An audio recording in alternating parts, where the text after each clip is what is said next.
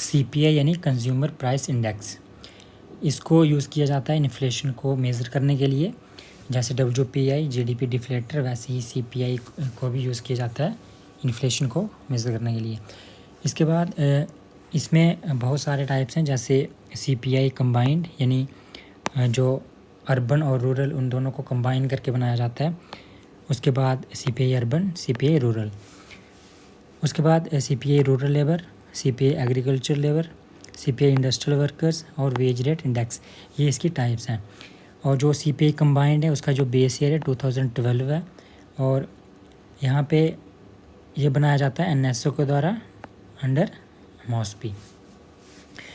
और जो CPI combined और CPI अर्बन और रूरल ये बनाया जाता है CPO, ये NSO ministry of statistics and programme implementation, ये इसके अंडर बनाया जाता है। और ये जो बाकी हैं जैसे CPI rural labour, CPI agriculture labour, CPI industrial workers और वेज रेट इंडेक्स, ये लेबर मिनिस्ट्री के अंडर होता है, इसके द्वारा बनाया जाता है ये। और यहाँ पे जो बेस ईयर है इसमें भी थोड़ा डिफरेंसेस हैं।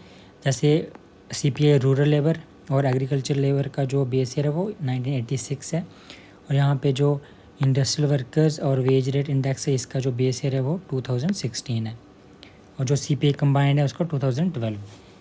मंथली बेसिस पे बनाया जाता है। गुड्स और सर्विसेज दोनों आती हैं इसमें।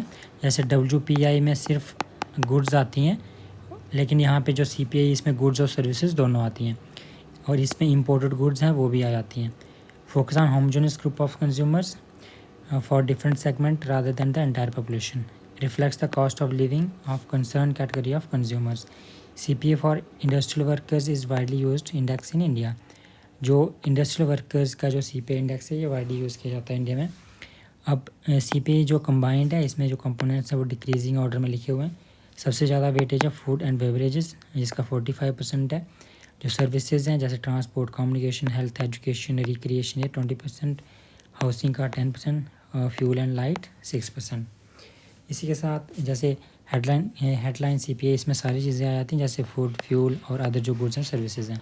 कोर CPI में सिर्फ जो फूड और फ्यूल है उसको एक्सक्लूड करके जो बाकी चीज़ें बचती हैं वो यानी कि एक्सक्लूड किया जाता है फूड और फ्यूल को, क्योंकि इसके जो प्राइसेस हैं वो बहुत ही वोलेटाइल रहते हैं। उसके बाद जो रिफाइंड कोर इन्फ्लेशन है इसमें डिडक्ट किया जाता है पेट्रोल और डीजल के प्राइसेस को।